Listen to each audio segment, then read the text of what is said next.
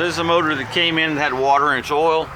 We went and drained it, changed it, and it started growing oil and it turned milky, and so we drained it, changed it again, and then it's grew more oil, and we've got a 5-gallon bucket in there, and right now it's got 5 quarts of oil in there. It's still got some residue from the water that was in the oil, but you want to pull the stick, show that it's on the below mark.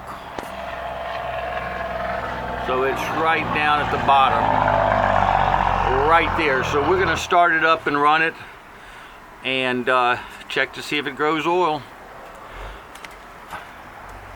That's the filter we pulled off of it. As you can see, that's a lot of, so something's causing water to get in there, and you can see the filter.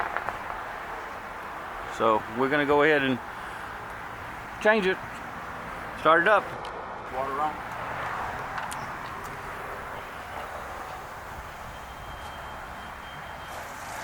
Water's on, start up.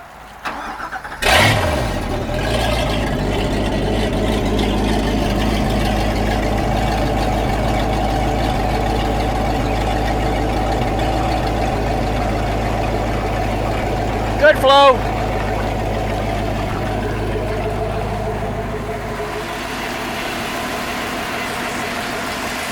So we're going to let it sit out here and run and see if it grows some oil.